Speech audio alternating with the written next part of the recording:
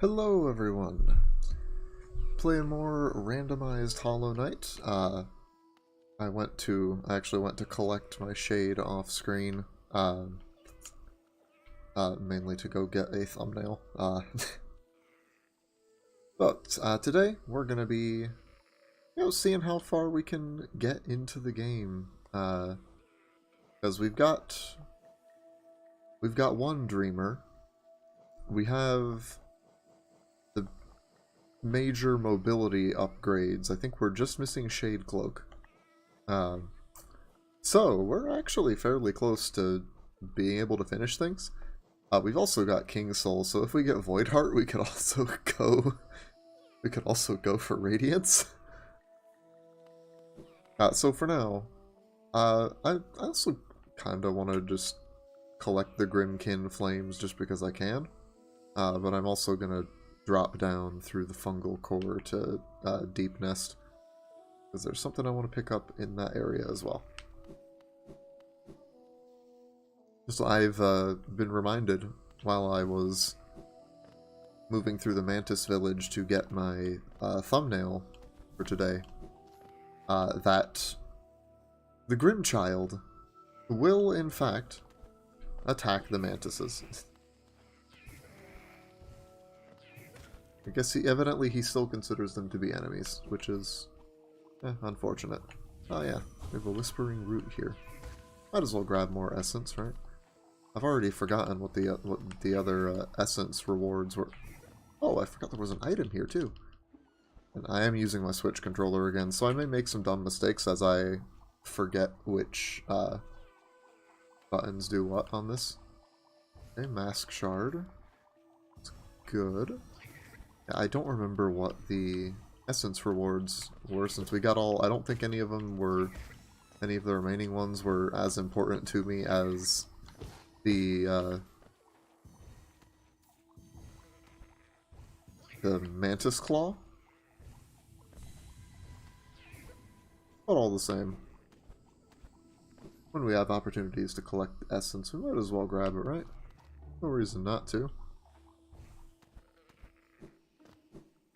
Now, back through the fungal core. Oh, hello there.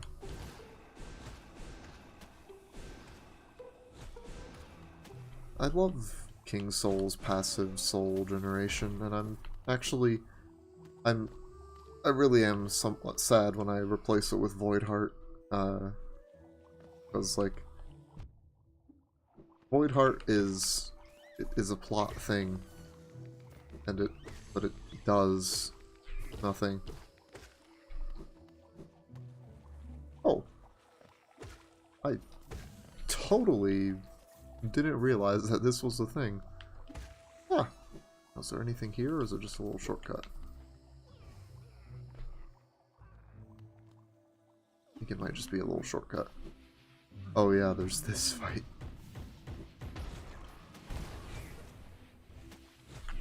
Yeah, I do have Abyss Streak. Or, I do have Howling Wraith's Abyss Streak. I might get later.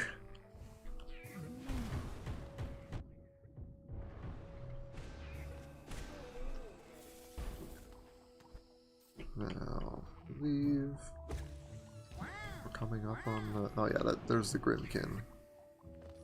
Let's try fighting the Grimkin. See if we can not get murdered.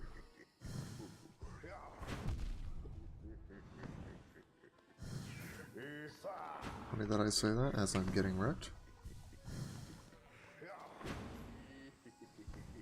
Okay, we're at 5 now, so we're in no danger of getting insta-killed.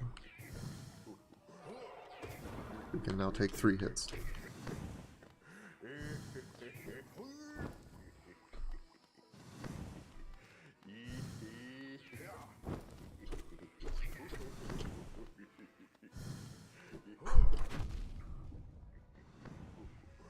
This Grimkin might just be the toughest boss fight yet.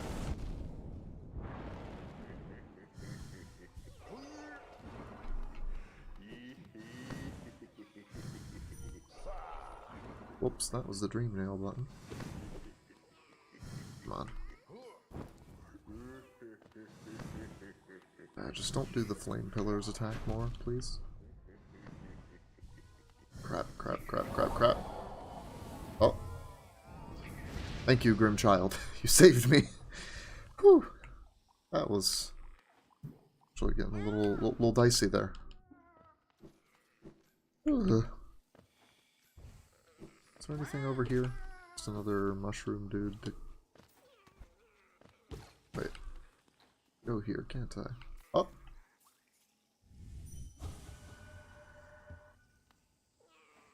Did I? Ah! I don't know that I've been there before. Learning something new, I guess. Anyway, I noticed there was an item down here in the drop to Deep Nest. I didn't pick it up. Didn't want to pick it up off screen because I wanted us all to experience what it is. Hold on a moment, though. Come on. The last bit of soul. Thank you. Taking the dreamer. Alright, well, we got two. It didn't say if it was a dreamer in particular. Okay, duplicate dreamer. Alright. So this just takes us back to the place the Mantis Lords were at. We're actually going to head a bit deeper into Deep Nest. As we can. Oh, hello there, Cornifer. We'll take your map. Alright. Also take this money.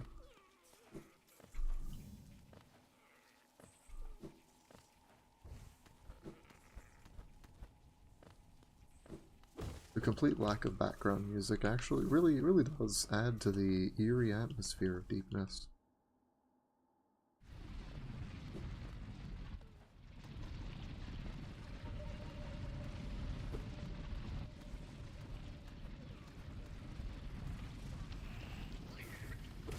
Also enemies coming out from the ground unexpectedly. That's always fun.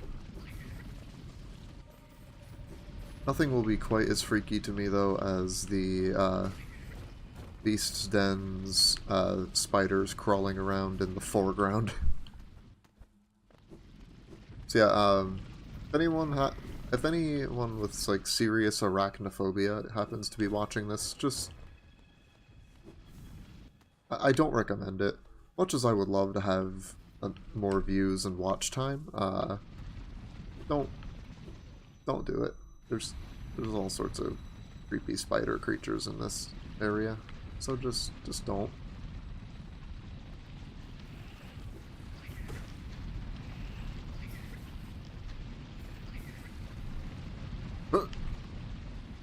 Okay.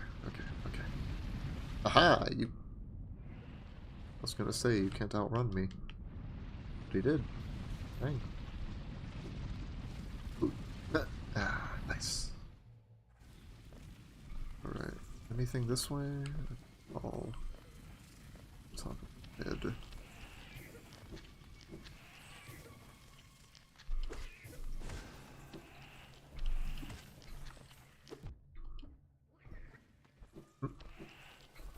Okay, go. More of these guys. Oh, missed. Whoops. Many of you. Bastards spawn anyway. So many of them. Okay. Alright. Keep moving. I'm just gonna crystal dash over here, and even though I probably don't need to. Well, at least with the nail upgrades we've gotten, we can kill them in one hit. It's quite nice.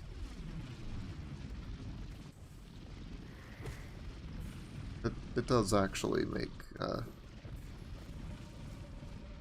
Deep Nest a decent bit less threatening.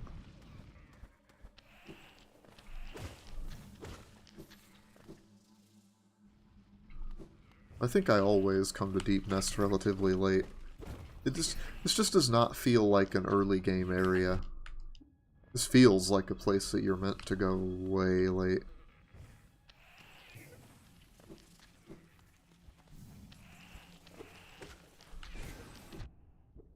Oh, so they're invulnerable. They're invulnerable until they're fully up off the ground, I guess. But Grimchild will still target them before they emerge.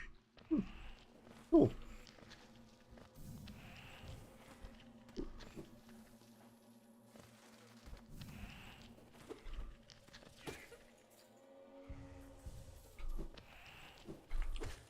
Okay, that thing had...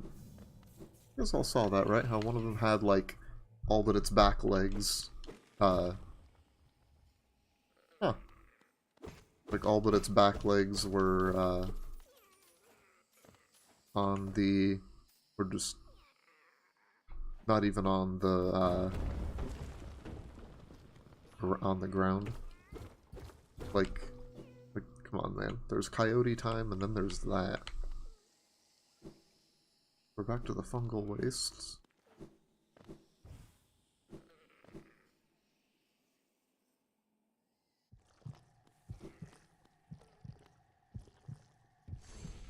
Huh.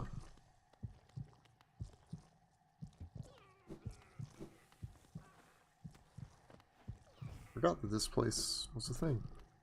Can you dream nail this? Oh, okay. Nothing too interesting, though. That's just one of the places you get your hunter's journal entries.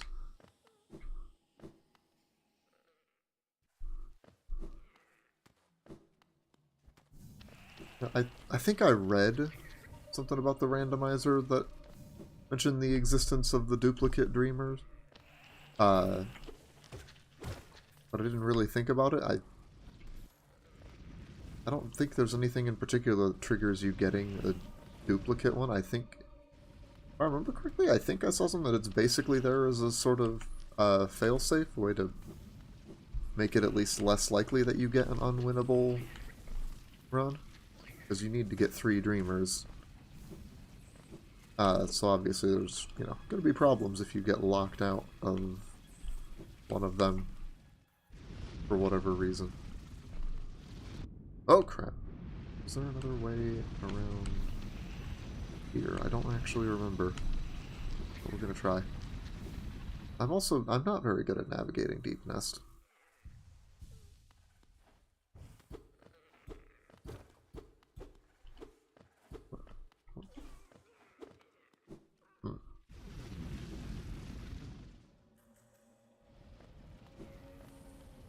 Oh well. Back down we go, I guess. Oh. Oh yeah. Should have remembered that there are going to be random collapsing bits of floor that lead only to spike pits. As Deep Nest does love its traps.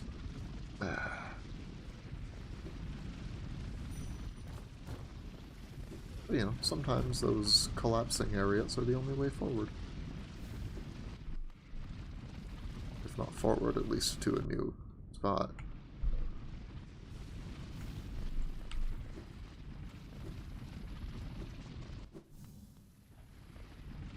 Is this new?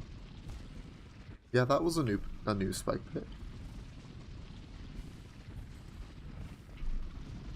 Now is this new? What? Wait a second.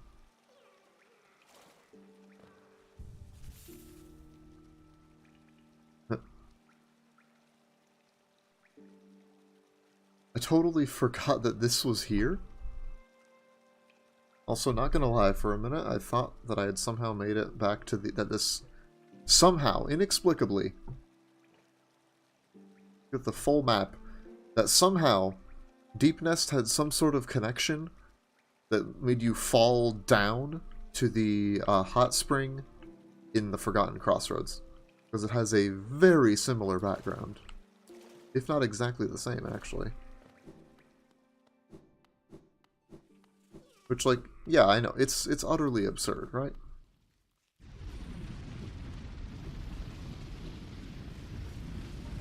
But, cut me some slack, please. I've never really spent that much time exploring Deep Nest. I'm not super familiar with it, okay? Oh. Oh, so this is where you get the Garpede entry, okay.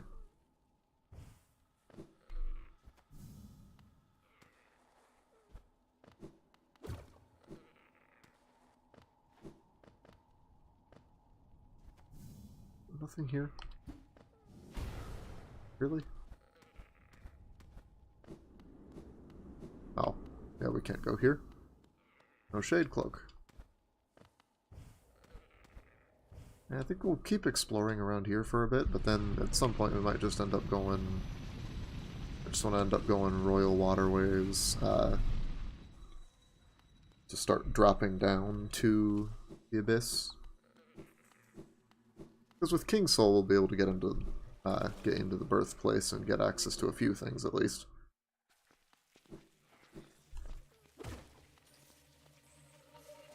How's that? Okay.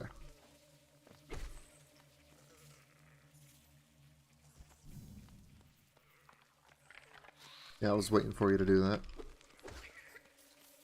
Creepy as it is, I mean, I like it because it's creepy. I like how, they have, like, normal, some, like, of the common early game husk enemies here. But then when you kill them, the, like, creepy-ass spider puppeting the body gets back up and starts skittering towards you.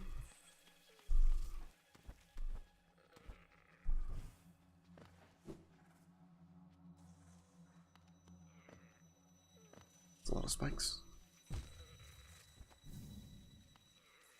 I also have to wonder what those things are in these pits that I have now fallen into 3 times in a row.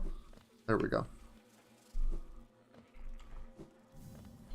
Because all that movement makes me think they are living things.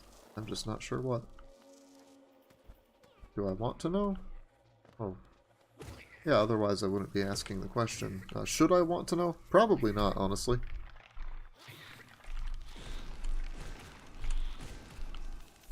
Die, all of you. I killed you once, so you should have stayed dead.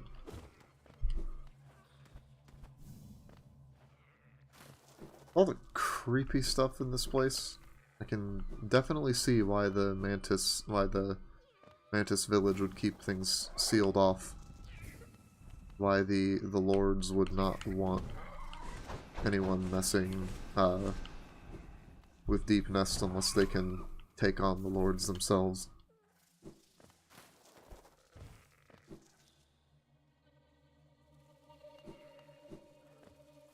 So we're just gonna keep heading on, keep trekking on in the direction of the distant village. I should be able to... I think I'll be able to clear Beast's Den now.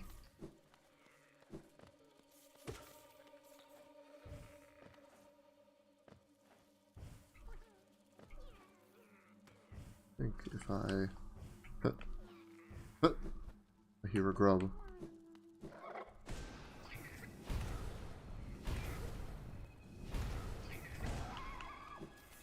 Dude, you just kept blundering into the range of my spells. That was on you. Ah, there it is.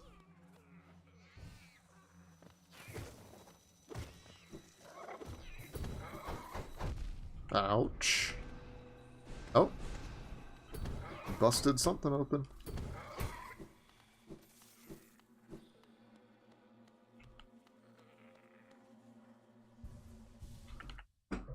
What is this? Up. Weaver's Den. Did I go here in my last playthrough? I think I did?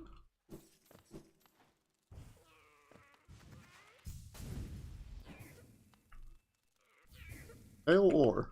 Okay.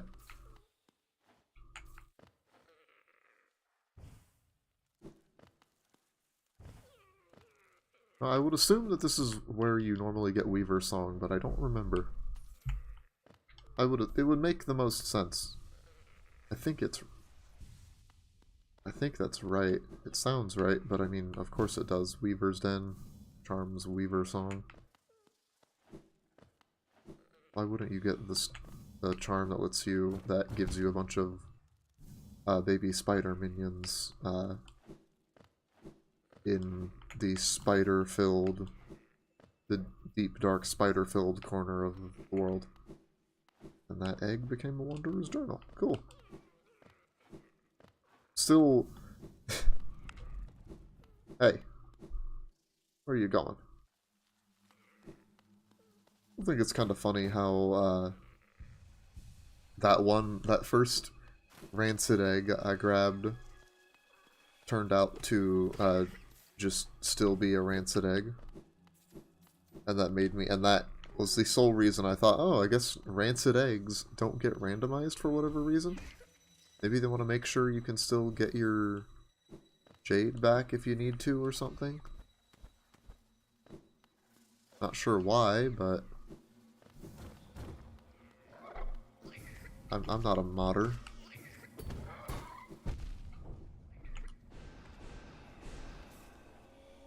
As much as I like to imagine otherwise, I am not in fact a game designer, so at least not. I'm a novice, definitely. I have no professional experience nor education, so.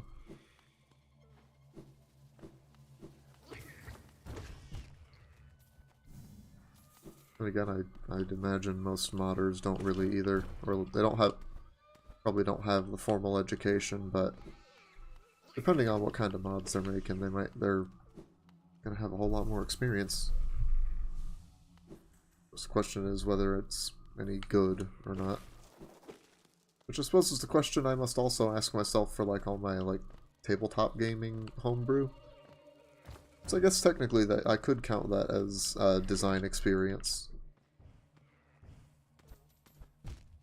Unfortunately, I rarely get a chance. I've not gotten chances to play with much of them, and something about designing homebrew stuff for something like 5th edition D&D is that it's really how a piece of homebrew goes over can be very, very dependent on the players you have and what they like. Here we are, back in the distant village.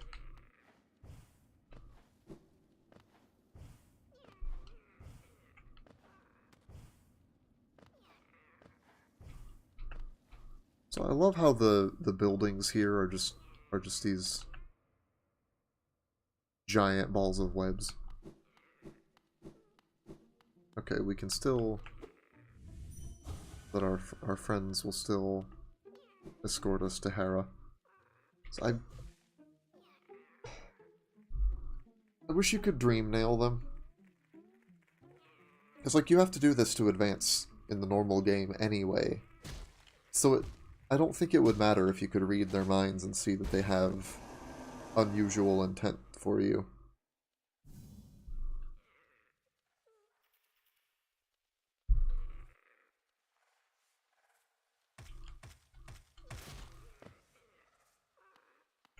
Back in the Beast's Den. Now with our newly acquired ability to wall jump, we are unstoppable.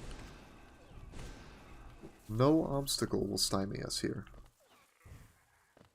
Unless there's a shade gate that I'm not remembering. But I'm pretty sure you don't need the shadow dash.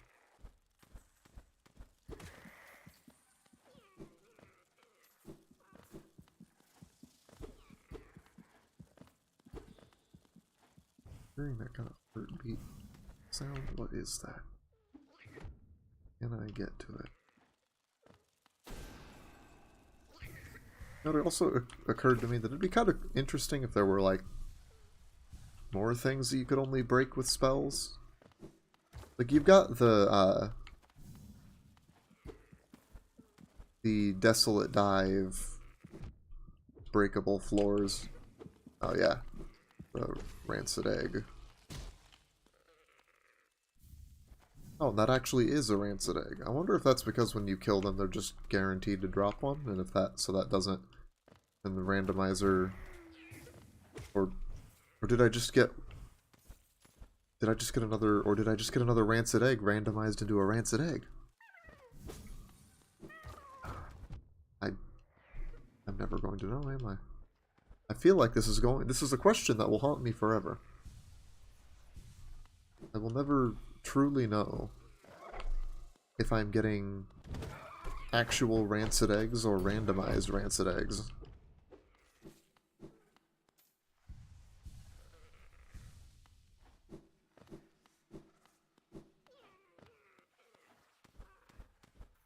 Keep going up.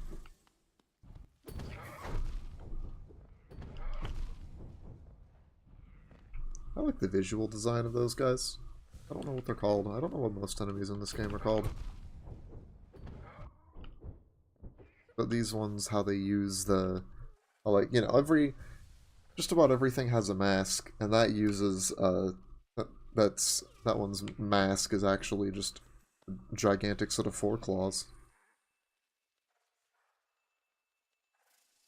Have dream nail, long nail. Okay. So that's, if you come to one of the dreamers' resting places, you have to have the dream nail to get the item. Long nail for 1 notch. Do we have... No, we do not currently have a notch free.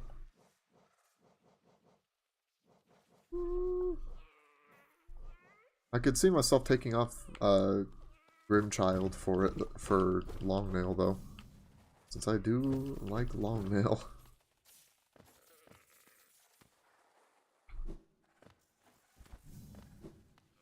Now, is there a quick way out of here? Besides dying? Dying's a quick way out of anywhere and anything, but not exactly what I'm looking for right now.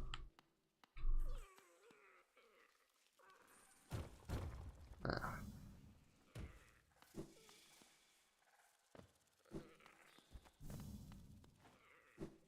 Back to the entrance.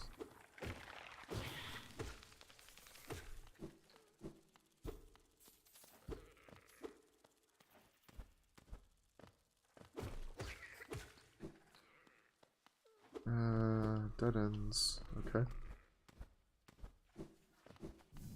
And how long has all these critters been here to have everything so thoroughly webbed?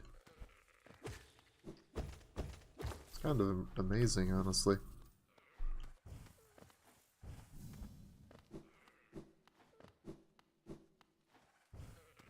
If we're making a creepy area, an especially creepy area, spiders were definitely the way to go, I think.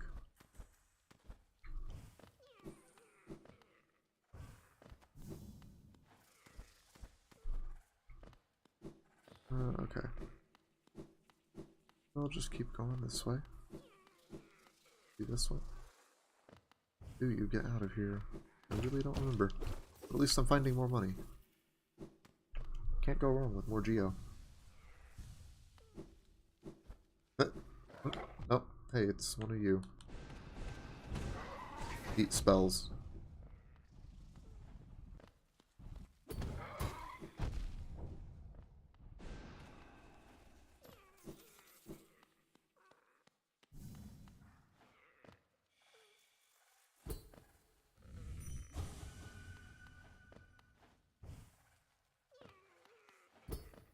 What is your deal?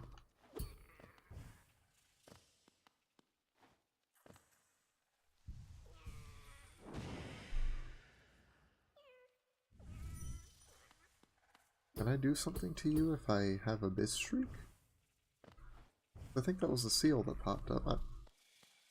I don't think I've ever done anything with that before, so that's something to revisit later.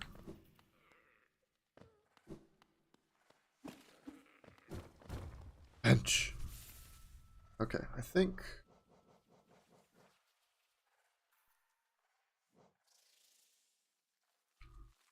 Grimkin Flames. I just need one more Grimkin Flame, actually. That'll be somewhere down in that area of the map. So for now, I think... Sorry, Grimchild. You're gonna go. Hello, Longnail. Oh, this will be fun. Oh, now we're here again. Okay, well.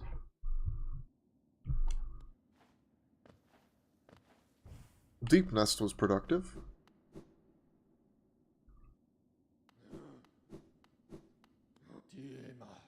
Time to head back to the city storerooms. And hop into the sewers again. Rest here. Do I have... I might.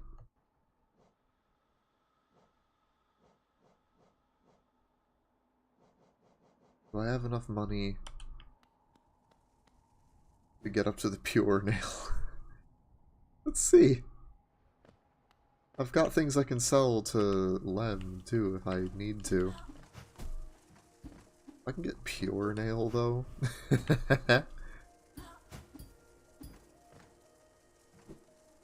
Oh, that'll be fun.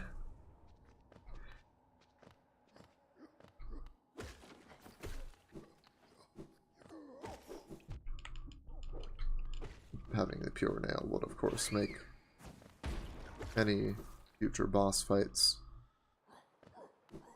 significantly easier.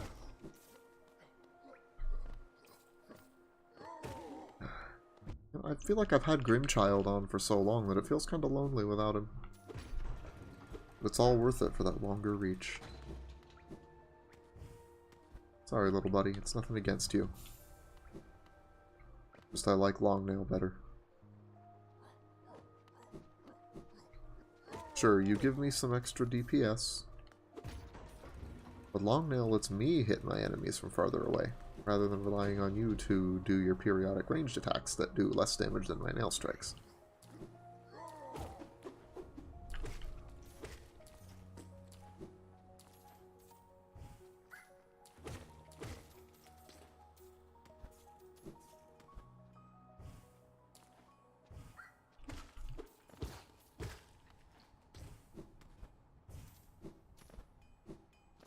Alright, Nailsmith, what do you got for me?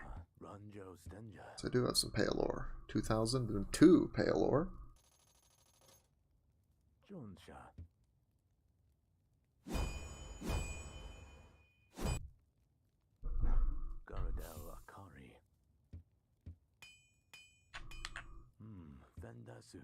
Okay, we need 2 more pale ore for the pure nail. We got the coiled nail, though.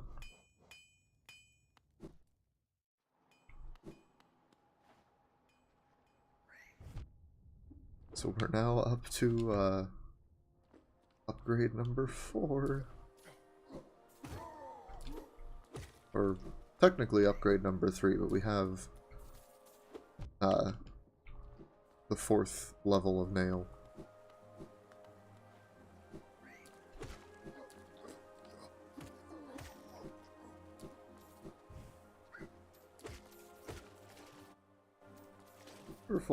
Wonderful to find, let me check my charms again.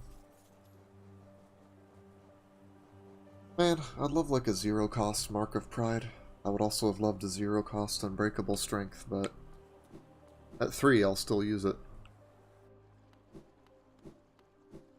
Alright, back into the waterways. Let's see if I can muscle memory my way back to the Dung Defender's place. Oh, wait, it's that dude.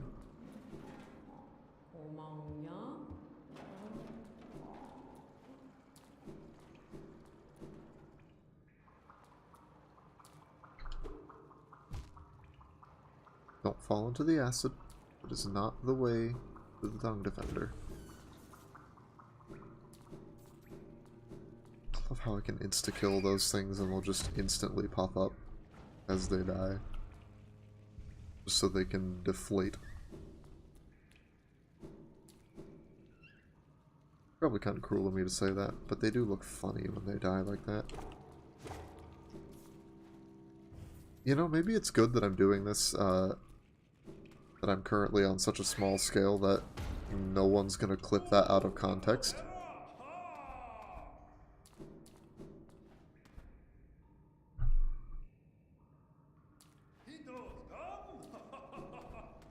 Dung Defender. I forgot that we hadn't actually fought him. Probably because I'm in my Steel Soul attempts, I've fought him pretty quickly. Oh, I love this guy.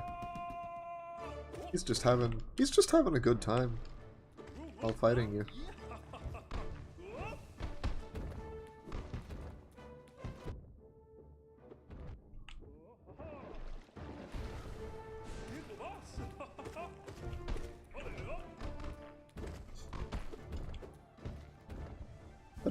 I kind of wonder what he thinks of,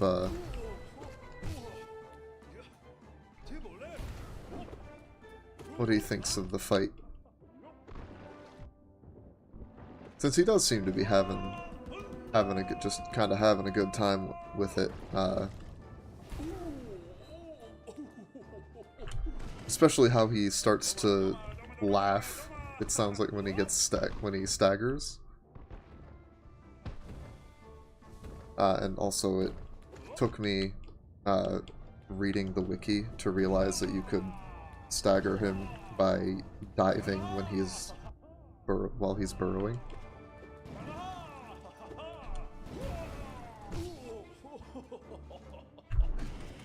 Which really probably shouldn't have surprised me. I just never really thought to do it.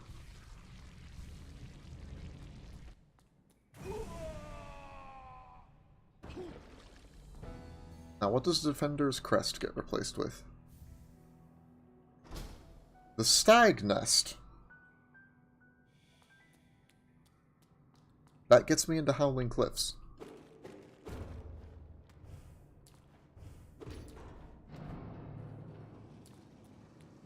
Alright. We're out here now. You know, I think I'm gonna... I think I'm gonna just... I think I am gonna go down first.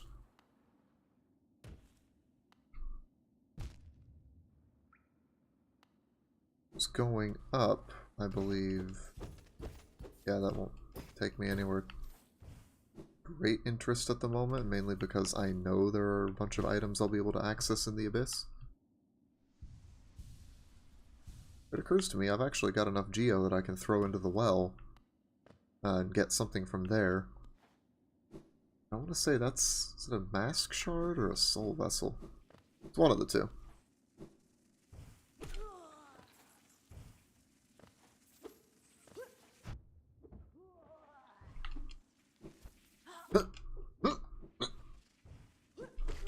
Gotcha. Oh, I'm so glad for Gathering Swarm. It's just so convenient to not have to worry about collecting all the Geo yourself. Especially because you, since it collects stuff that falls onto spikes for you.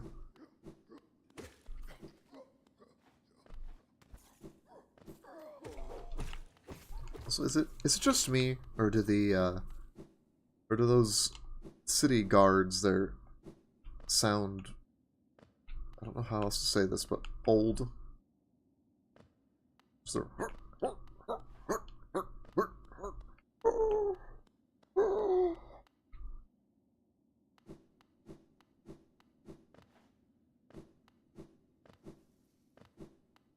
oh no, I'm not gonna go quite yet. I'm gonna drop down.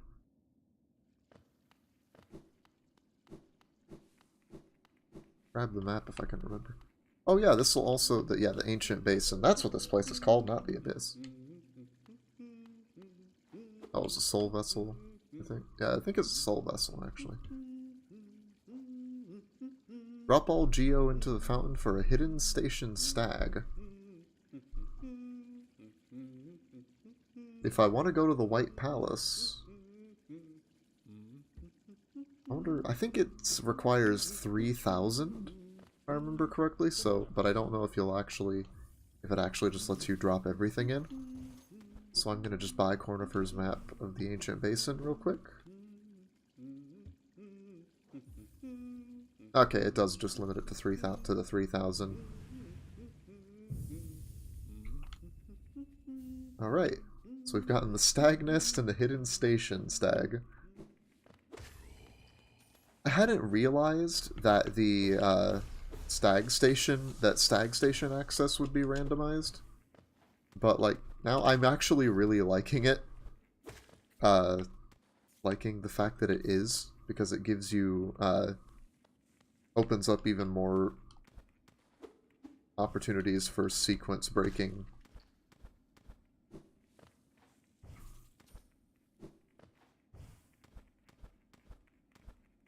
Oh, wait a second. It said with hidden station, that would let me get to White Palace. That is the right one, I think, right? Isn't it?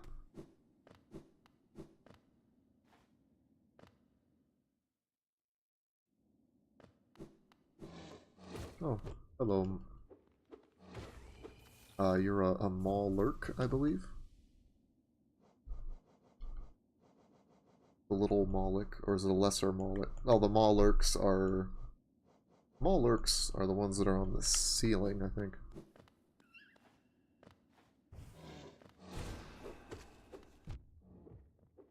Is this... in the right place? Or is this...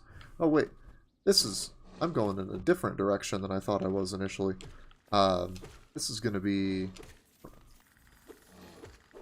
That is a Havel Knight's Dragon Tooth.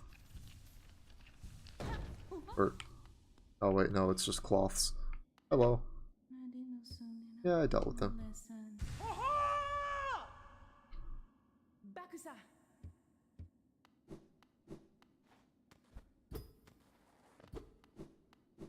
This is... Yeah. This is a different spot.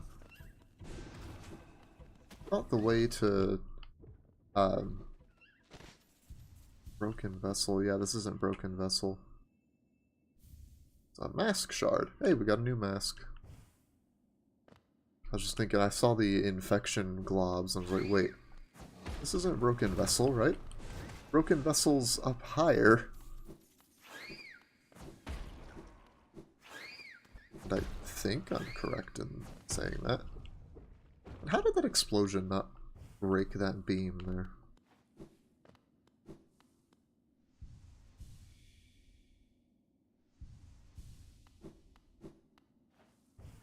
Well, we've dealt with the Maulic nest now. Don't know why I was thinking that would lead to the Abyss. I'm pretty sure... Now that I actually think about it, I need to go this way.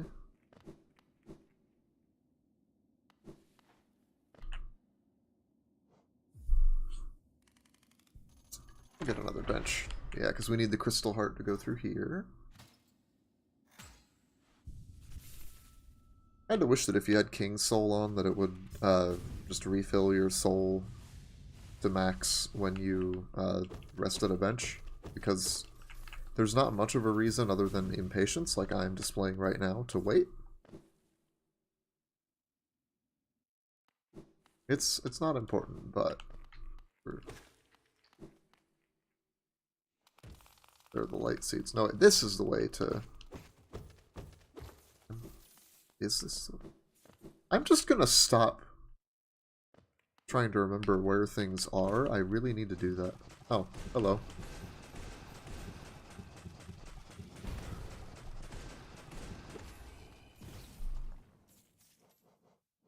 These are Maulurks. Yeah. They're not specifically on ceilings. I just know the ones on the ceilings. They're a pain.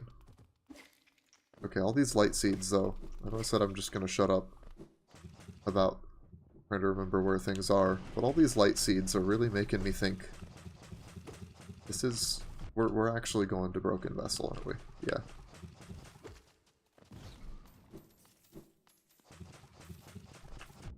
Suppose if I really want that a bunch of essence, I could also do Lost Kin. Because I feel like with our current capabilities, Broken Vessel is not going to be too hard. And it will be nice, some very nice revenge for those Steel Soul runs he's ended.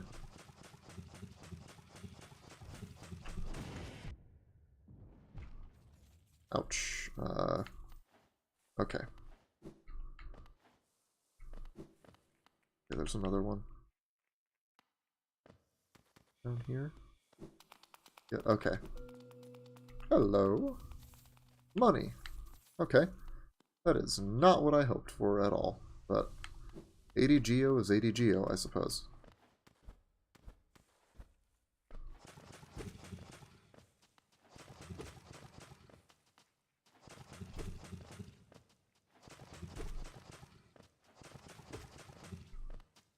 I wonder how the Molochs sense anything.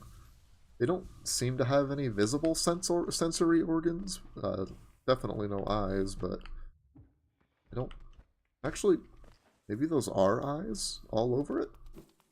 But I don't know. Are those eyes or just like infection blobs? Do they have tremor sense and can feel me and can perceive me when I'm walking? Do they just have like generic blind sense? Because they can?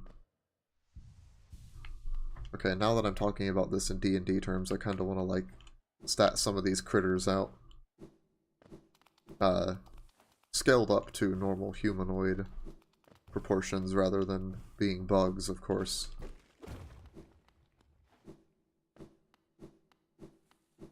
But yeah, here's Broken Vessel. It's knocked back so far.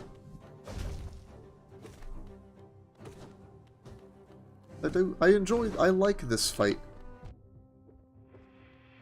Because of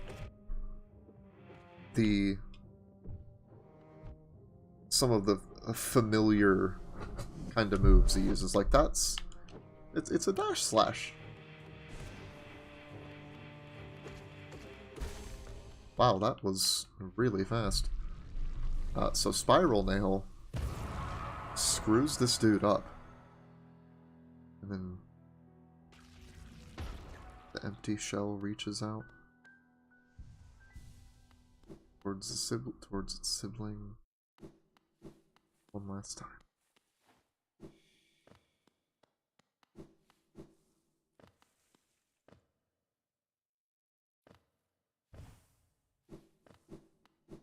Well,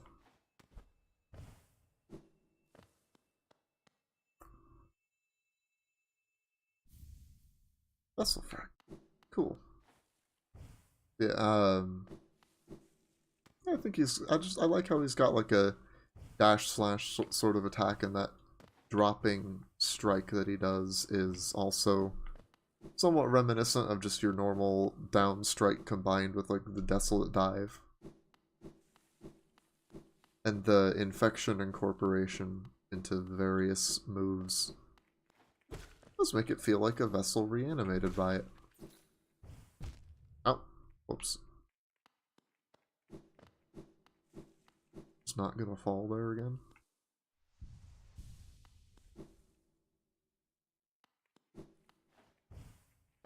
Gotta jump up this way. Eventually I'll remember where to get to the abyss. Those are... yeah, the infected balloons, that name... does that not imply that balloons are a thing in the Hollow Knight universe? Bugs have developed balloons?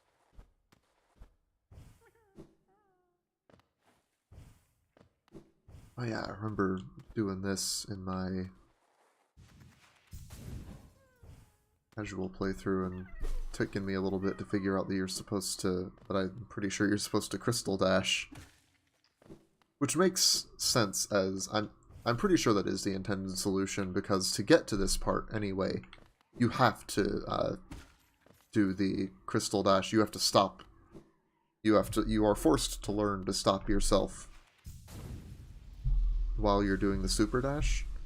Once, because if you don't, you'll miss some geo, and the next time, because you will slam right into spikes if you don't.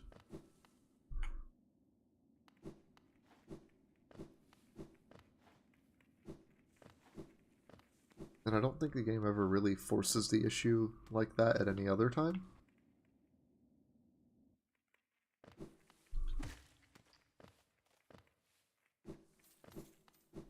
Here we are. Do I have to read this? To that place no longer.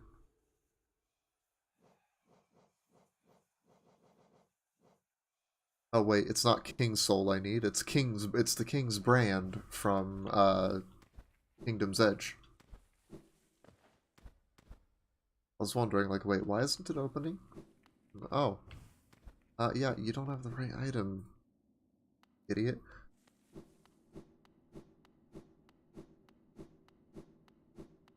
Okay, so we can actually just get to White Palace from here, but we have access to the stag. Or will soon. Here we are. 300 for a mask shard. Sure. Got the geo to spare. Hey there, buddy. Oh, whoops. Didn't mean to do that. And what are these benches made of? They stay intact through anything, most of them. We're gonna go to the stag nest, because I want to see what's in the Howling Cliffs.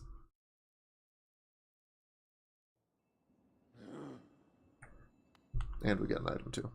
Fury of the Fallen for 2. You know, sure, I just want to collect a lot of stuff. I want to see what completion percentage I can get.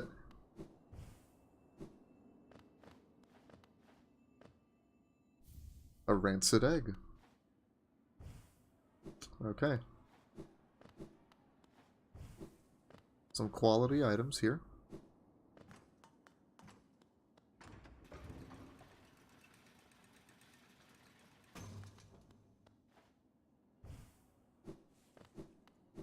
Up here. Oh yeah. I like this area. Mainly because I like the last stag. I think he's he's a nice little companion, sort of pseudo companion character. He's obviously not there with you all the time, but you'll, since he's key to your fast travel system, you'll be seeing a lot of him. And when you finally called him to all the stations, and then he remembers where the nest is, and you can tell him that you found that broken egg, and he realizes that that means he's not actually the last, and that somewhere in the stagways there's a little one running around. You know, even if they never meet, since the stagways are vast, even if their paths never cross, he's no longer the last stag.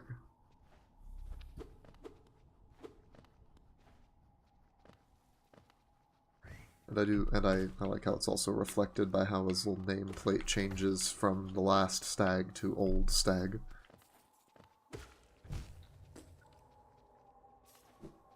It's real sweet to me to be able that you can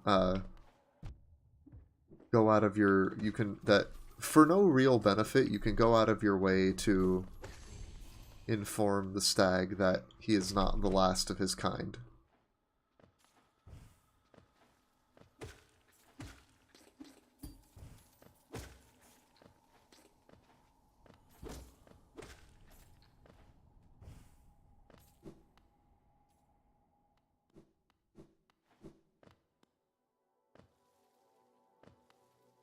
Is this where you get Joni's blessing, I think. Normally.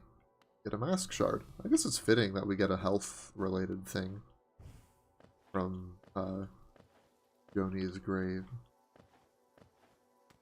I don't remember if that's what they actually call this sub-area or not, but I'm calling it. And I also just, I enjoy the I just kind of like looking at the imagery there, the images there with all the lifeblood moth, with like the lifeblood butterfly moth things flying in the background and the foreground. I kind of wonder, like, does that work though? Like, because life seeds seem to be like seem to be actual living things, and they're clearly, because of the lifeblood butterflies, they're clearly not the only ones. Hey, we got the shade cloak. Let's go. And that's like, I'm pretty sure that's the last of our mobility upgrades, actually. Heck yeah, we can get into, we can get through more of Fog Canyon. We can get to the Queen's Gardens. We could banish the troop, maybe. I would assume that we'd actually switch Grimchild out for Carefree Melody. And that wouldn't be randomized.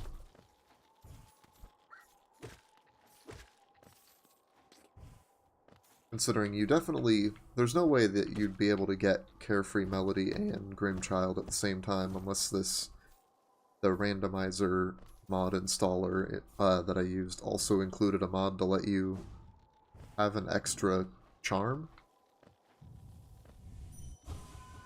I'll trigger this Whispering Root, why not? Doesn't hurt me at all. I can get some essence from it.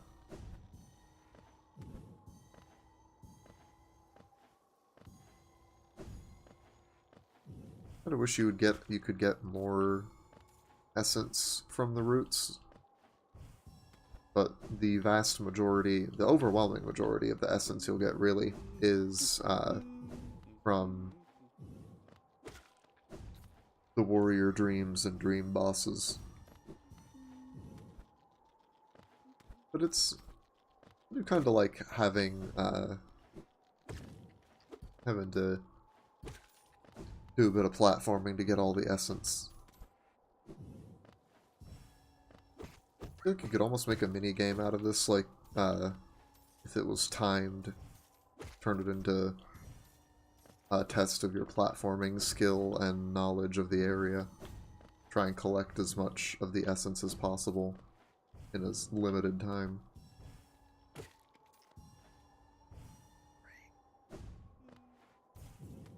But I know that kind of thing would not be, it's not what the game's built for.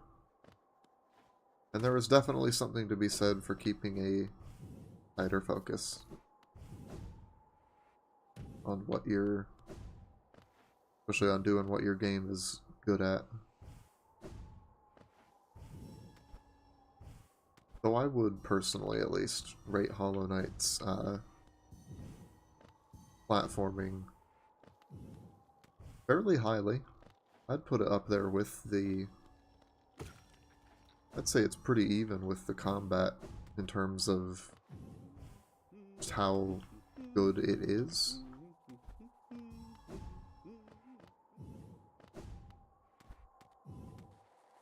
Since I was talking about wishing you could get more essence from the roots, it always kind of feels like to me that when the roots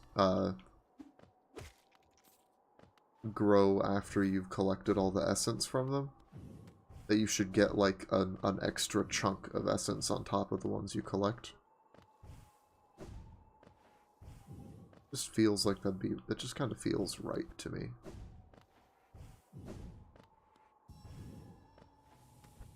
There we are. A rancid egg.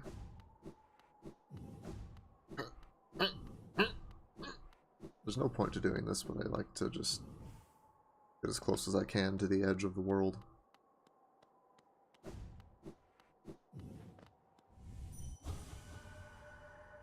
Oh yeah. I was thinking there was a somewhat interesting thought, a thought that I find interesting from that corpse, and that was the No Mind King release. which, like, at least to me, kind of indicates that there were bugs that deliberately decided to leave Hallownest so they could go back to an existence of a non-sapient existence outside of the Pale King's influence. And that is interesting to me. I don't think I'd want to do that. Evidently plenty of bugs do see the appeal in that, though.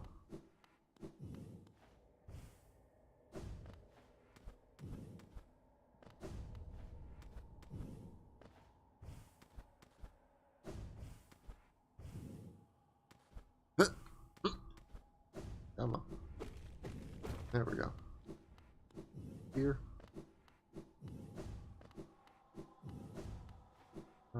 Yeah. Is there something? I was thinking I'd just go back out here and climb back up. But I don't think I've fully explored this area, did I? I think I have.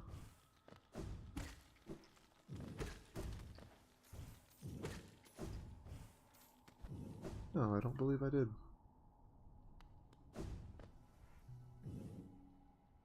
Oh, yeah.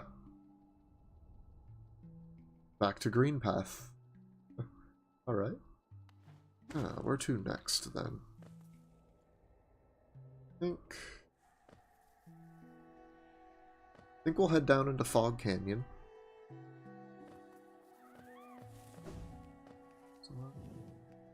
Okay.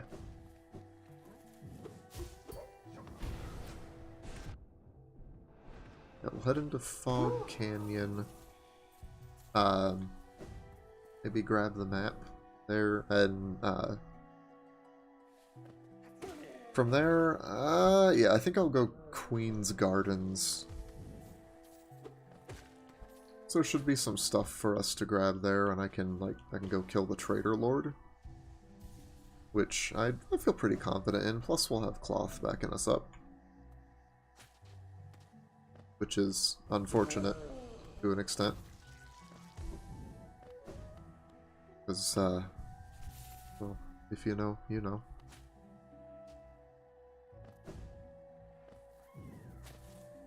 And we'll probably see anyway. I've been ignoring talking to NPCs in this playthrough, but I do enjoy a lot of the NPCs in this game.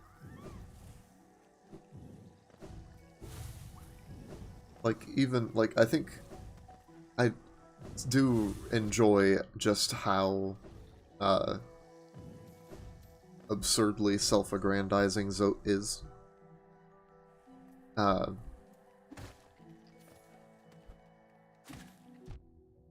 It's cool to see Cloth get inspired by what she perceives as great courage, but is probably just in reality something more along the lines of the knight just having no capacity for fear.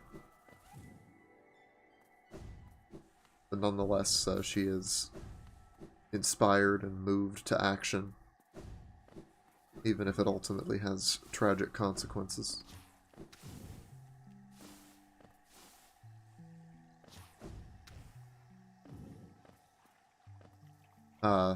As the game says, as the randomizer says, every time we go into Dirtmouth, Elderbug is a pretty cool dude as well.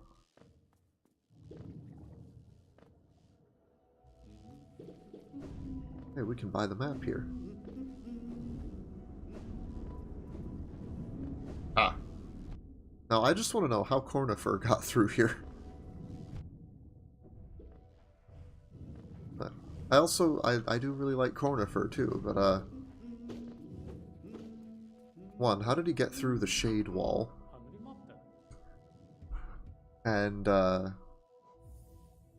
just skipped the dialogue where he mentioned something about the shade gate, I think. Ah, well, whatever. Not that important. But, he just... Let's be honest. Like the guy, but, doesn't really look like much of a platformer, dude. Does he?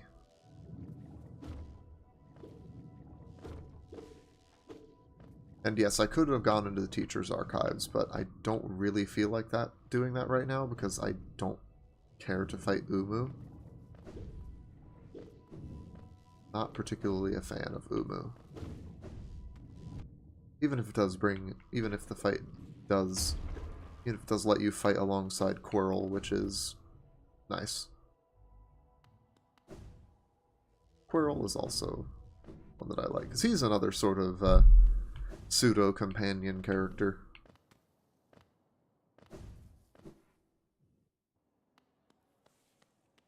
Since you find him in a lot of places along your journey. We ever... I don't think we did.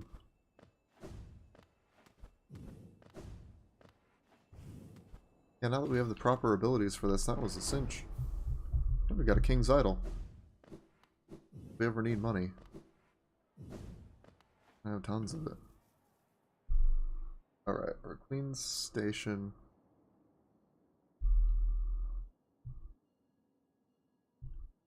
Am I remembering how to get to Queen's Gardens correctly? I think I am.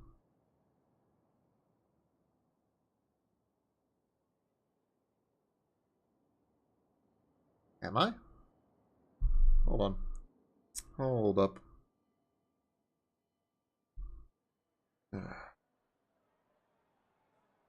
This whole playthrough has made me second guess myself so much.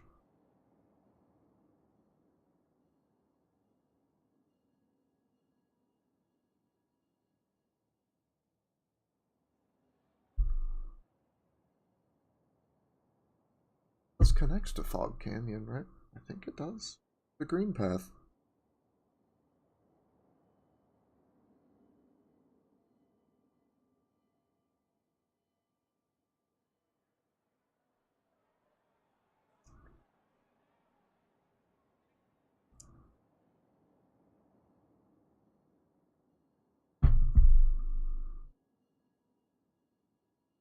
We need to go back up through Green Path. The Green Path now. Might have to. Well, at least we have a map of Fog Canyon now. That goes to... Let's go there. Yeah, I think I led myself astray there. Well, no one ever said I was a great navigator. I mostly just rely on memory, both actual memory and muscle memory. Get to where I need to go, along with aimless wandering. That would need Isma's tier for.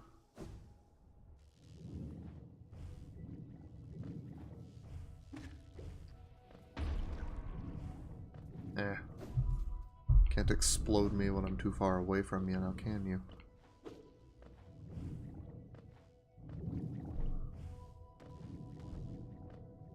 But you don't like that, you weird ass jellyfish creatures.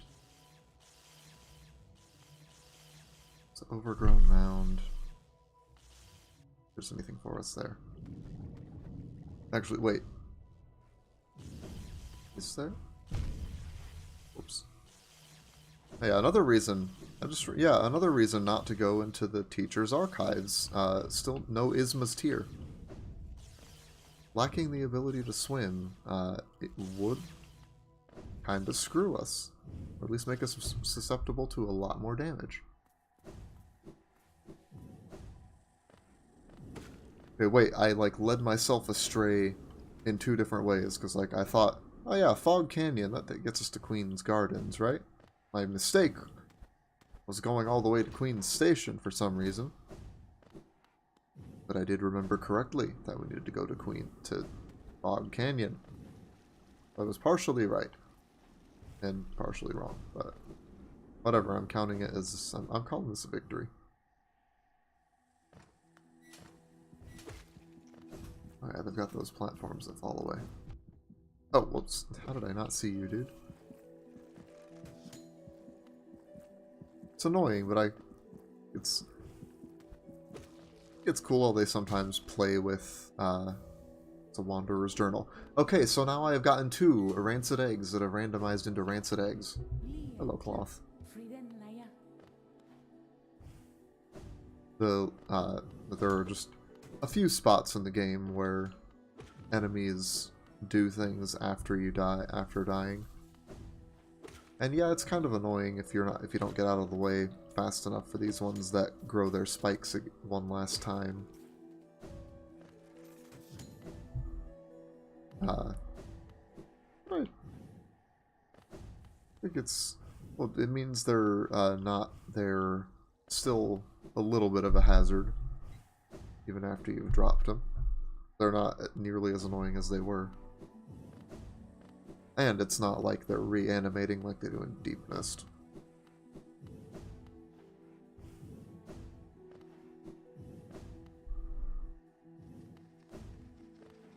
Hello, Traitor Mantis.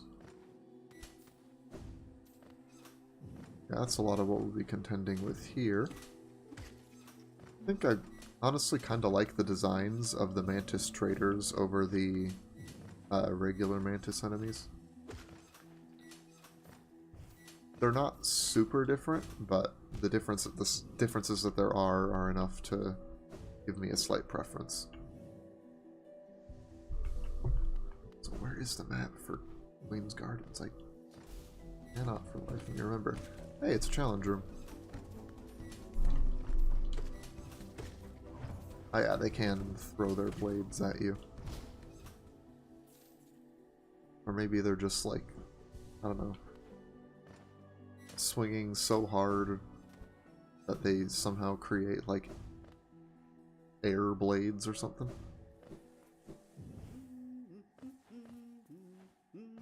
Makes about as much sense as them actually throwing their claws off at you, so.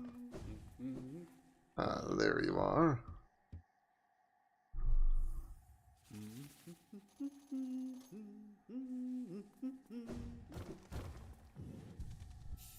Let's see. Alright. Let's see about where we are. It is a little weird having to getting used to has been a little weird having to get used to not having Wayward Compass at all.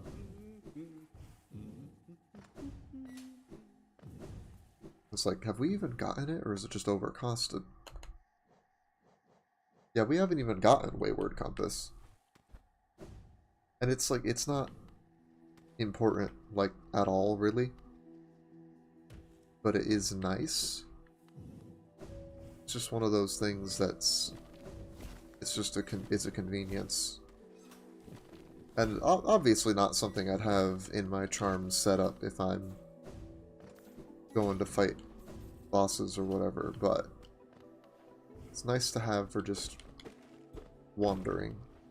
Same with the Gathering Swarm, really. I obviously would never waste charm notches on that for if I'm fighting something tough. But for the times when I'm not, and I'm just wandering around, killing enemies as they come, Gathering Swarm gets me more money. Whispering Root, I don't want to get it yet. Go through here a bit more. Hey, we got a bit of essence. I think that requires Isma's Tear. I've read that you can pull off you can skip Isma's Tear for some obstacles if you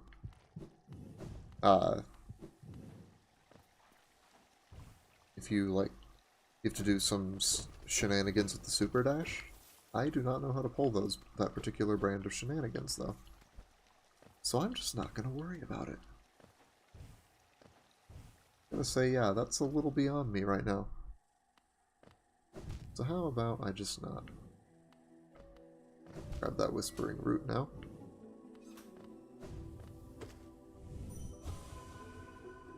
The thorns bleed when you attack them.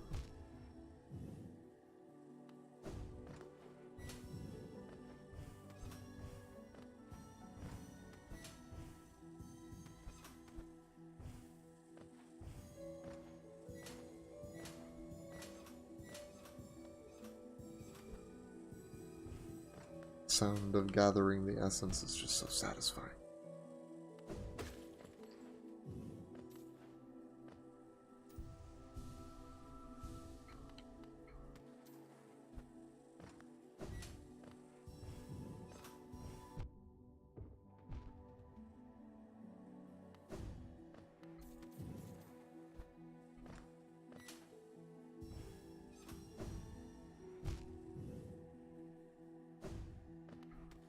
Come on, come on, come on.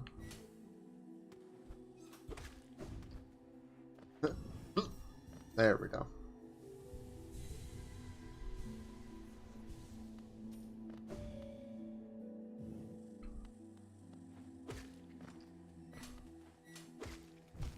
There's got to be some items I can get here.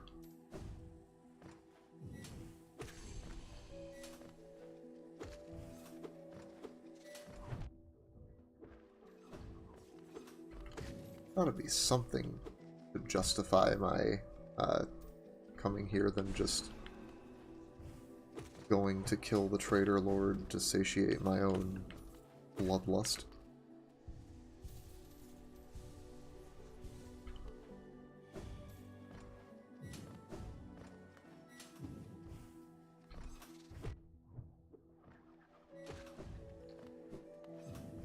I'm sure we can get up that way too. Wait. Up, down, or is that just a... No, we'll see. First, bench time. See how much more. I think we're getting close to the Traitor Lord.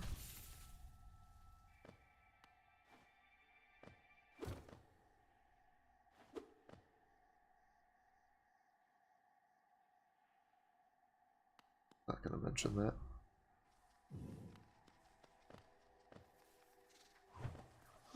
What? Bruh. What are you doing?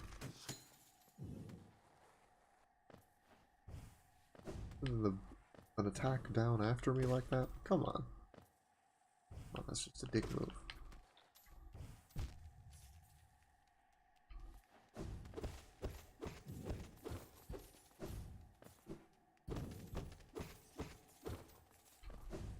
Down here. Oh god. Down here. Have a little secret area tone. Oh god. Now we're in deepness.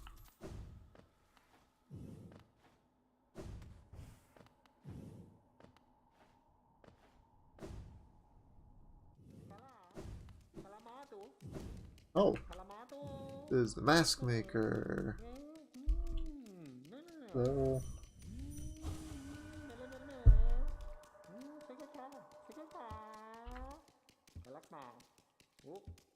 I don't think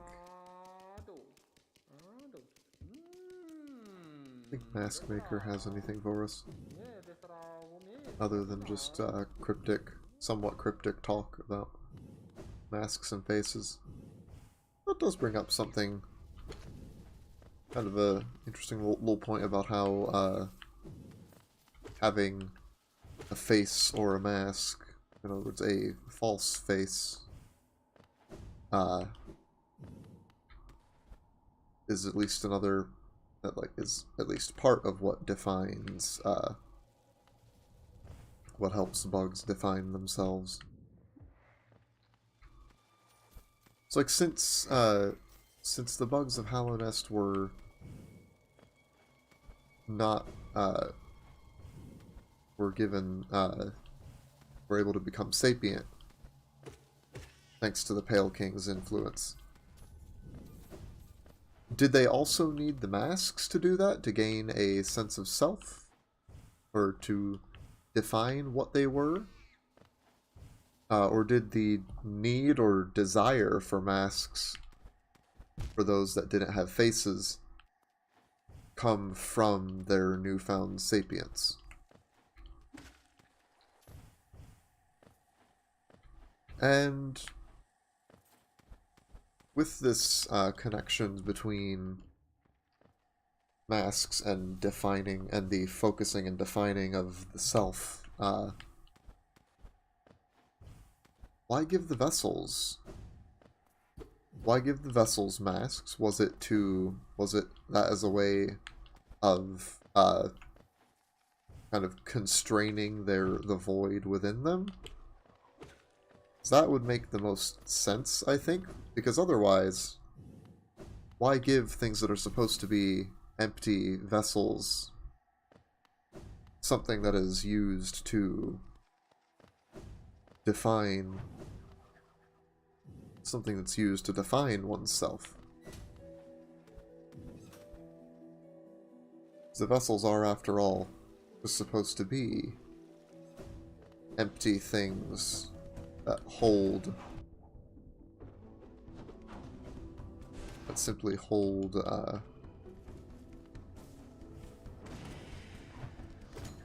well, they're intended to hold the infection. And it doesn't seem like, I can't think of any instance where the game mentions there being any other use for them, or what they might have been used for if the infection was dealt with permanently. But I doubt that was considered at all, considering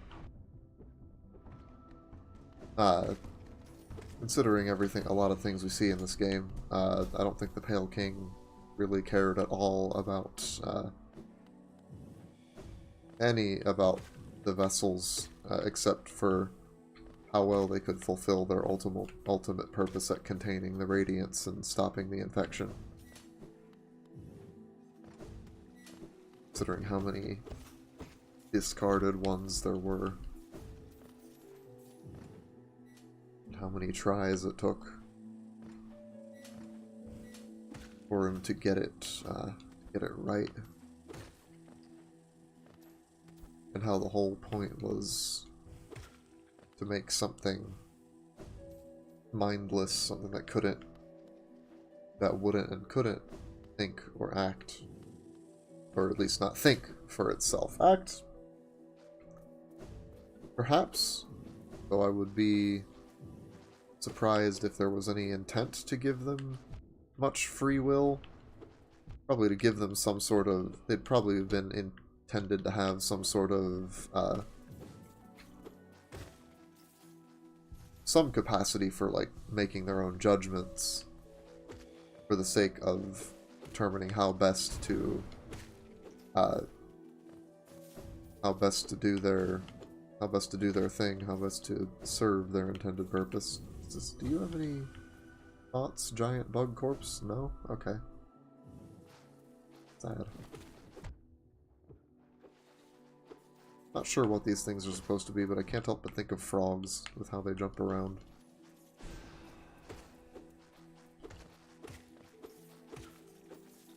I know they're bugs, but I still just think of them like frogs. I suppose if nothing else from here, if I go meet the white lady, she'll have something to give me.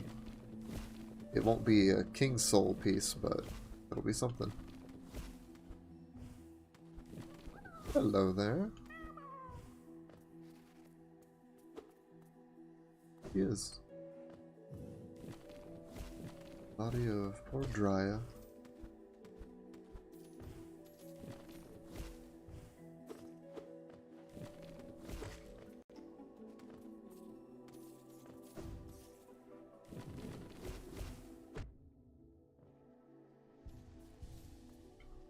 Actually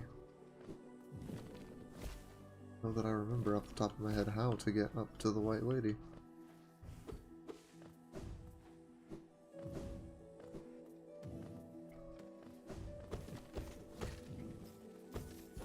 Nice try, fool catchers. I may be foolish sometimes, but I'm also a strong fool at this point. You can't just catch me so easily.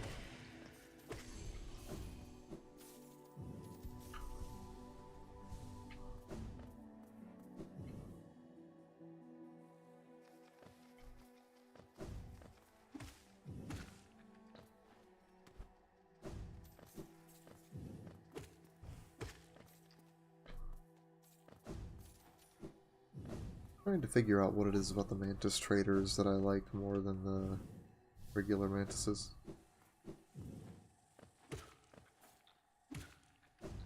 I'll need to get to one and then leave it alive longer. Ah, there's the stag station. A hollow nest seal for 200. How about no? How about I just don't? And instead I just open up the station.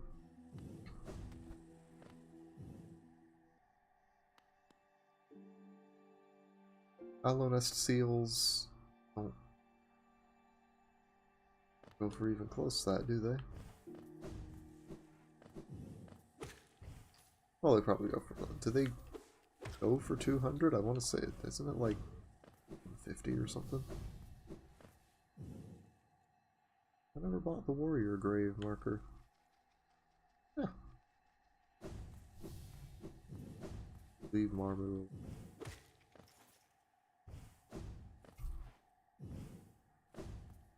Actually, I think I need to go this way. I'm gonna leave that item unclaimed for the moment.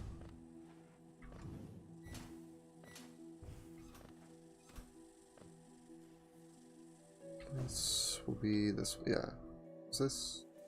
I can get through this. Yeah.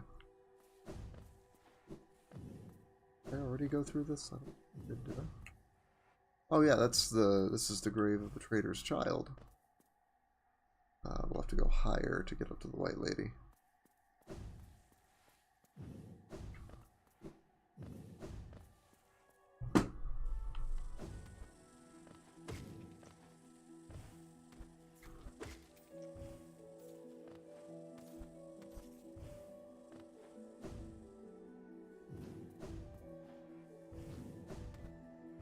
Frogs.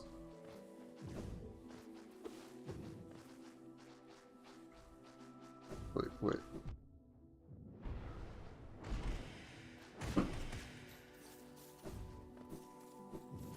Abyss Shriek has to be my favorite spell. Or, Howling Wraiths. I don't know why that one I can remember the... I can only remember the upgraded name for.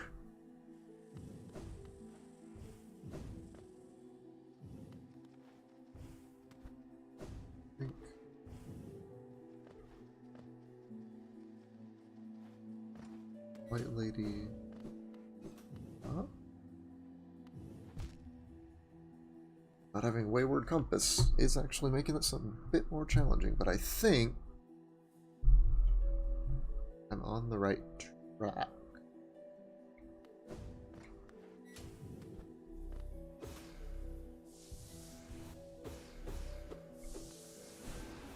Whoops.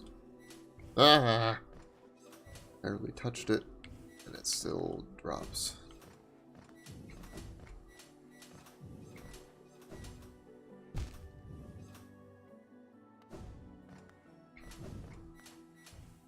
Lady, if you wanted to make it a pain for people to come see you in your gardens, which yeah, you probably want to be kind of secluded,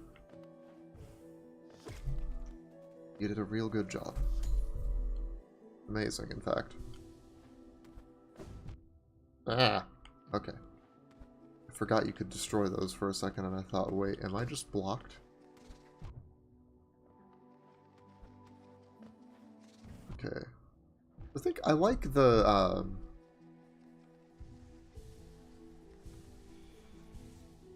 no, I think I just like the...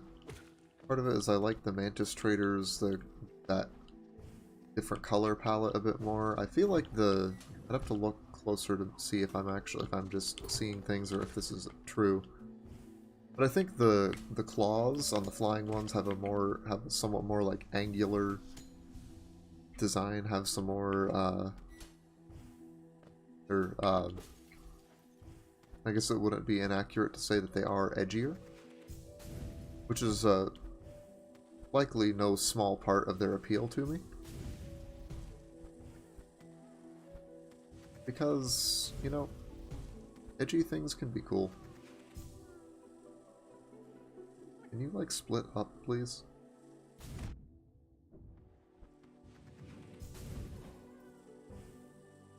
Still hate that the trail of the crystal dash does damage. But like slamming into something that fast, nothing.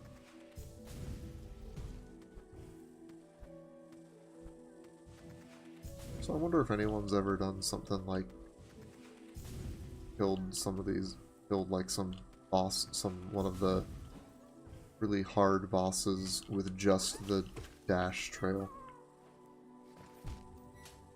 Such a dumb challenge run, but you could do it, I'm sure, if you were dedicated enough. If you were dedicated enough, and you were willing to spend hours upon hours suffering. Oh crap, I meant to pogo, but I hit the wrong button because I'm on my Switch controller. There we go. Oh crap! Okay, thing's dead. So it's not going to hinder me again.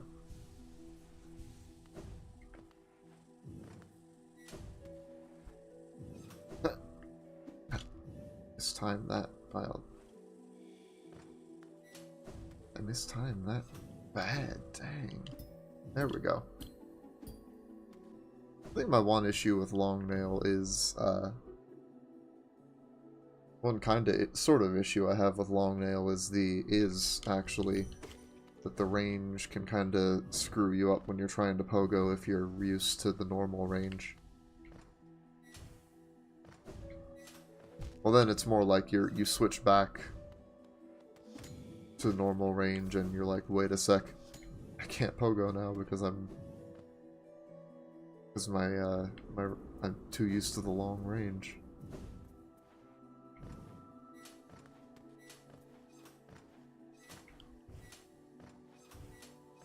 This area we got. Oh, nope.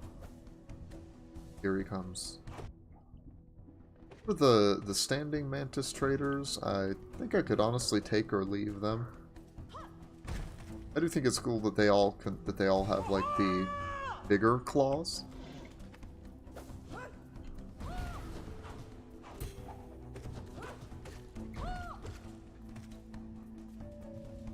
And I must also admit that it seems a little lame to me that the Trader Lord, as we will see here shortly, is pretty much just a big mantis trader with a couple like an extra move or two. He is, for the most part, just a big mantis trader. I guess he also has elements of the flying traders, since he has ranged attacks. I feel like I wonder if they knew he was kinda lame, so that's why they gave him 2 mask damage just to make him more of a threat, because the moveset in general isn't actually that bad. I say as I die to him.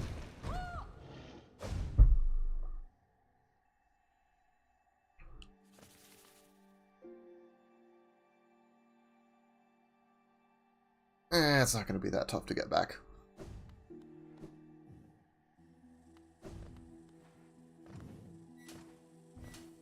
Especially with King Soul. King Soul kind of just invalidates platforming challenges, because if you wait long enough, you'll just have all the soul you need to heal. I mean, you can also achieve the same effect with Hive Blood, but you have to do that more, because that only heals the last mask of damage you've taken.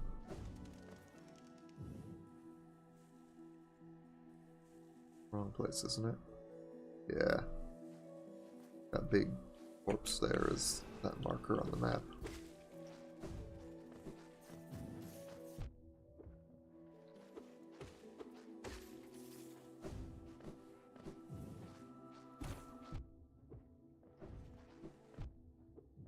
Ugh. I need to take things slower. It's like every time I played Dark Souls or Neo, and I get cocky on a corpse run is when I die like an idiot. I'm not careful, that's gonna happen to me here.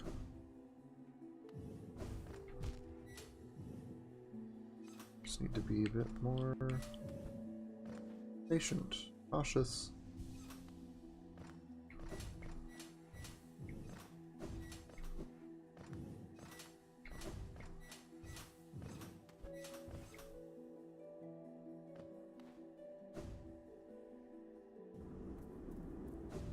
Alright, there. Oh, where you at, buddy? There you are. Come back to me. Thank you. Oh, unfortunately, we have to kill the mooks again. Yep, he's got the jump attack, he's got the charge attack.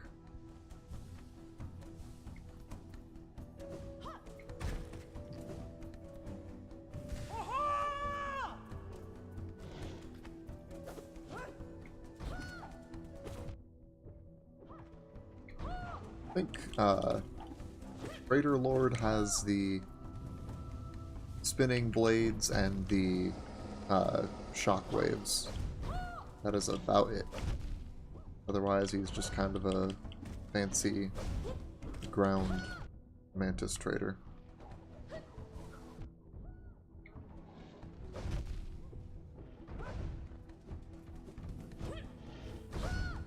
Yeah, I'm gonna get along to the side here.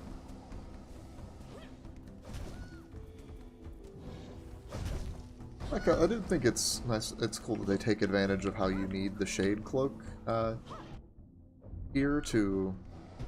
That you need the Shade Cloak to have gotten here to give him the shockwave attacks that you straight up cannot avoid without it.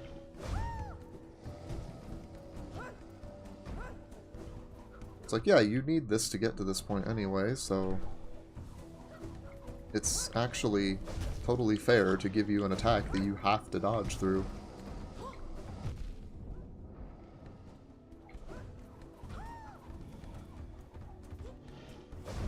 Alright. Alright. I've seen a modded boss fight that's Sisters of Battle, so all three Mantis Lords plus Trader Lord.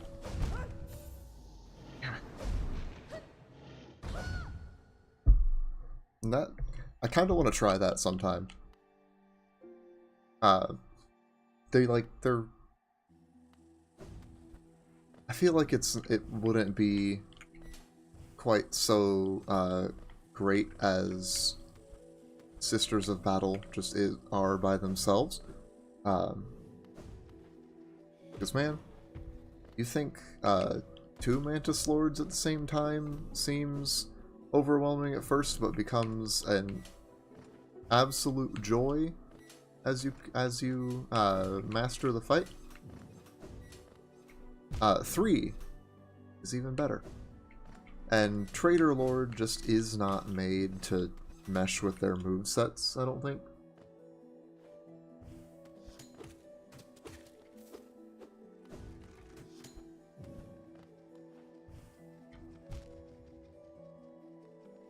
But still, it's a nice little kind of it's thematically interesting as kind of a what if scenario for what if he had what if the Trader Lord had and his sisters had remained on the same side.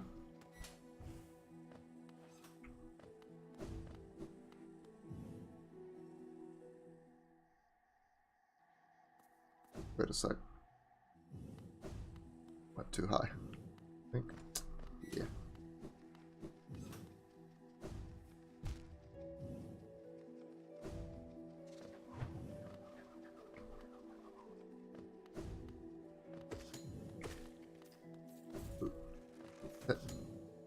Yeah, this way. Yeah. How did these shade gates get created anyway? They look like void things.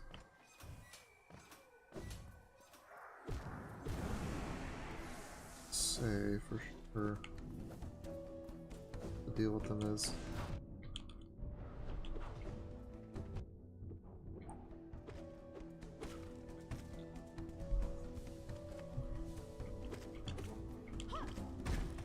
Nice. Thanks, Cloth. Now,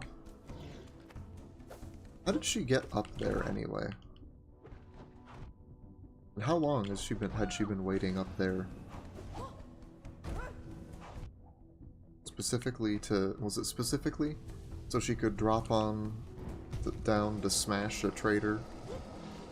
So how did the traitor lord get up there? What's he doing up there? Hold on. I'm an H. Oh god, am I gonna be able to dodge this? Nope. Couldn't press the button fast enough.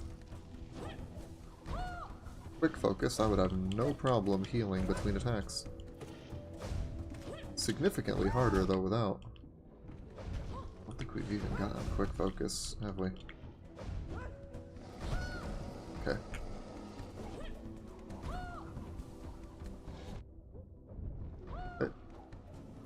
Good for now. No longer good.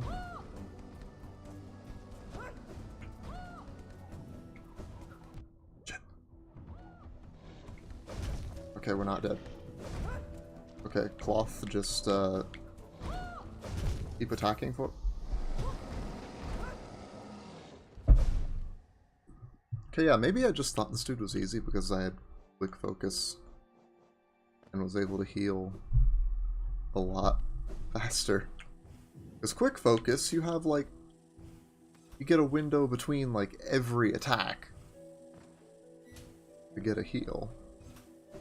Not so in this case. Without it.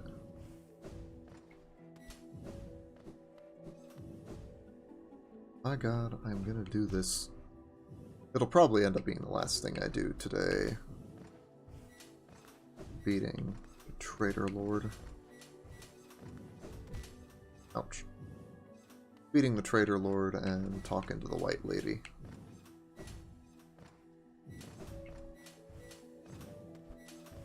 So I do want to see what she has for me.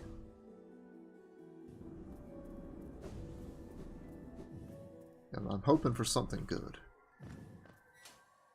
Like, man, I think my most wished for thing would be like King's Brand, but a low cost quick focus since I've been talking about it would be nice as well. Of course, 0 would be the preferable cost, but I'll take like, I will gladly take a quick focus for 1 or 2 notches. I'll reconfigure my build for that. Like, I might even do it for 3. I would give some serious consideration to dropping Unbreakable Strength for quick focus. It's like, yeah, offense is the best defense, but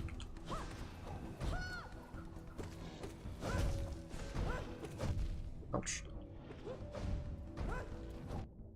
Ow.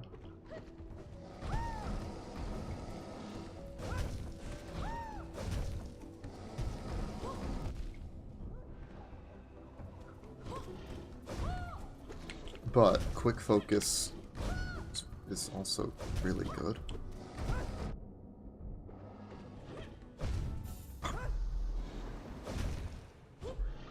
And I would take like the damage from Unbreakable Strength. Really good. But quick focus lets you get so many more heals off in shorter windows.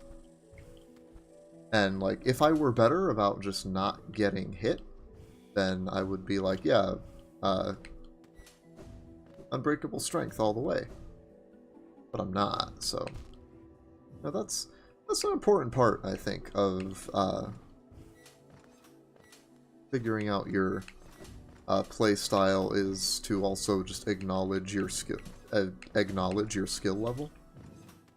It's like I could not do, in a lot of games, I couldn't do the things that pros pull off just because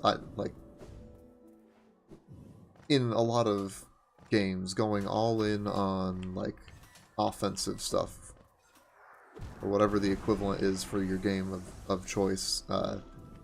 Basically focus the primary win condition as much as possible, to the exclusion of all else for maximum efficiency and effectiveness. Like in an action game, in an action game like this, I need some more defensive or utility options, because, like, I could have having the highest DPS in the world doesn't matter if you die in one hit and you can't avoid getting hit consistently. Like, I can recognize that I am not near consistent enough to avoid getting not getting hit to justify not taking defense into account. I feel like that's like, especially in like multiplayer focused games, you see a lot of people getting into trouble when they just kind of try to copy what the top level players are doing, without really being able to manage it, without really having the skills to execute. Like, I would hear about this a lot with Monster Hunter, and see it a fair bit as well when I did random SOSs. This is Monster Hunter World specifically. I haven't really done much of anything with Rise's multiplayer, nor have I actually gotten it on PC yet, because when I get it on PC, I definitely will do multiplayer stuff quite a bit. But I think I'm just gonna wait for Sunbreak.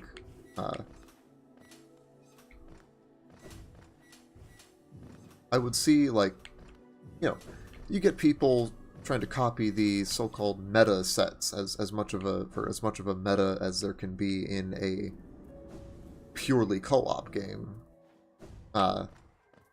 which includes, which for the longest time pretty much included only a bunch of offensive skills with little to nothing in the way of defenses, because it's like, you don't need health boost if you're just not getting hit much at all. You don't need, like, to worry about elemental defenses, really, if you're not getting hit. But, like, the key is that these things don't matter if you're not getting hit. And a lot of these, it seemed like, it's always kind of funny how it seems like there is often a correlation between the people who insist that the meta is the only way to go, and the people who lack the skills to actually execute the meta techniques. Seems like that, I feel like that Venn diagram is, like, close to just being a circle.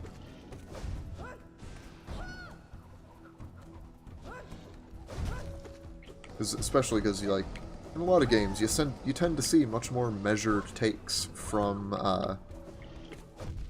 high-level players, or if they're saying that there is one particular way to do things, it's usually in the context of, like, super high-level play. Oh, yep, there she goes.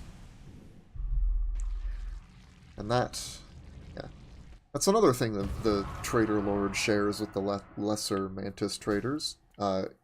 Getting his head smashed in by cloth.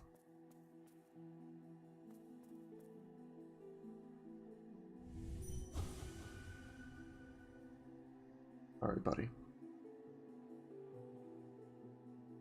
Really, it is kind of my fault that she's dead, isn't it?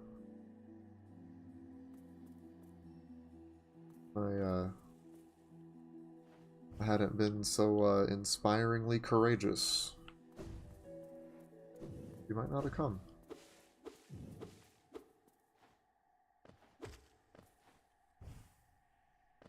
Then again, took the Traitor Lord down with her. Guess that begs the question of whether he was even a danger to anyone here. But who knows how long he and his mantises would have stayed confined. Regardless, what's done is done. Both gone now. Hey, what have you got for me? Yeah. See what the white lady has. 620 geo, are you kidding me? All you got for me is money? I don't think I've ever been more disappointed to get cash in my life, honestly. Ah, well, nothing much for it. Can we read Raya's move? Protect. Okay.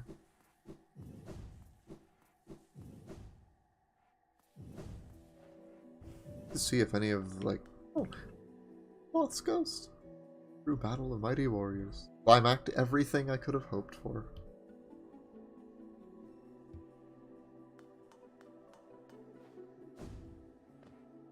Suppose it is heartening to hear that she's happy with the way she went out. Sometimes I kind of almost wish there was a way to save her. Not sure how they'd do it, though. I feel like you'd almost have to have it be some sort of event that you'd have to trigger outside of, like, not something you could do in the fight, really. Because I'm pretty sure it's just scripted to, once you've dealt enough damage to the Traitor Lord, that he'll just, he'll attack Cloth, impale her on a claw, and then she'll, smash his skull in. Like, that was pretty big hit there too, considering it like totally cracked his head and left and broke one of his horns off.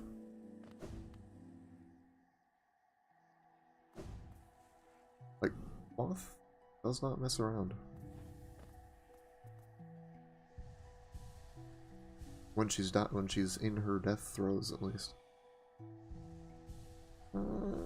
Sure. I'll take this whispering route. Might as well. Right. Oh, wait. I can't cut this at all, can I? Well, I am stuck at the moment. Well. Alright. Well, we got the Shade Cloak at least. Got a couple stag stations. We didn't make as much progress as I'd hoped, but we got some extra stuff. Got 748 essence, and we... Actually, yeah, it is Awaken. So we could go to the Light Palace at some point. Maybe do that later. We have 2 of the Dreamers we need. We only need to find 1 more. So yeah, if we find 1 Dreamer somewhere, I'm pretty sure that lets us into the temple, and we can fight the Hollow Knight. And we don't really need anything else for that. I really would like to get the King's Brand at some point. Just because I know there's a bunch of items in the Abyss. We could go to... Haven't gone to Kingdom's Edge yet. We should be able to get there just fine, though. And that'll also have the Hive in it if I want to go into there. I realized I have the Dream Gate. I should set that at some point. So, yeah, I know in the title I was like... Title for the stream, I was like, I was hoping... you know, we get that last dreamer. We'd get the last 2 dreamers, speed our way over to the Temple of the Black Egg, and then, boom, we're done. And I can come back here if I want to complete more, if I want to get more completion. Alas, it was not so. But hey, I left myself some wiggle room with the maybe.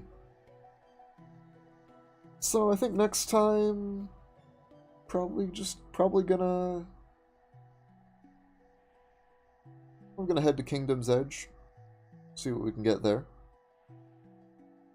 See what the King's Brand gets turned into. Maybe see what the Coliseum of Fools has for its rewards. We're gonna be definitely would be fighting Hornet 2, of course. Hey, if we end up getting Voidheart at some point, we can go fight Radiance. That'll be interesting.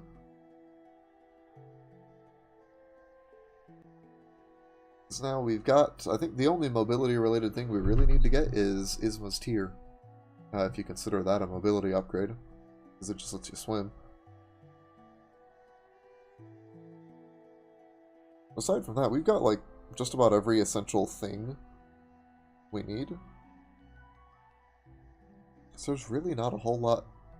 Weird to say this at 44% completion out of 112, but there's not a whole lot that's really necessary for us to do right now, aside from finding another dreamer.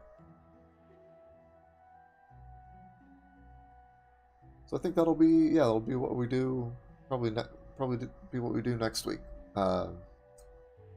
As for the remainder of this week, Thursday, going to be continuing Devil May Cry 4. 3, I played 4 already, and I'm not planning to stream the other campaigns yet. Maybe in the future. Gonna see if I can squeeze in a 6th mission, just to get us up to mission 10. Because I like averaging 5 per, because it gets us through the games fairly quickly. Then Saturday will be a few more hours of Pokemon, because I cannot stay away. And I haven't, and I feel like I'm probably going to continue the Metal Gear Rising playthrough on Mondays. I'm not certain though. Maybe that'll just be like a rotating slot for me for a bit that I'll just do kind of whatever I feel like. We'll see though. That'll be determined later. So, hope you enjoyed watching me muddle my way through a randomizer from randomized Hollow Nest, and you enjoyed some of my ramblings along the way. If you did, have any comments on anything I brought up, any critiques or praise for my gameplay or anything like that, or any suggestions of where to go next, anything at all really, feel free to drop a comment for me. Leave a like on the video if you liked it, and of course subscribe if you want to see more. Streams Tuesday, Thursday, and Saturday. I'm trying to work Mondays in. We'll see how that works out, but it seems like it should work out okay. So that'll be adding a 4th day, and it might see about adding a 5th day as well. Make sure to go for at least an hour at a time. Usually try to go for 2+ though, because though I have rather limited time on work nights, I do want to get in as much time as I can. Anyway, thank you for those of you watching, whether it be live or in the VOD. I do sincerely appreciate each and every one of you, and all the time any time at all that you spend watching me. Hope you've enjoyed this, and I hope you'll tune in for Devil May Cry on Thursday. So, till then.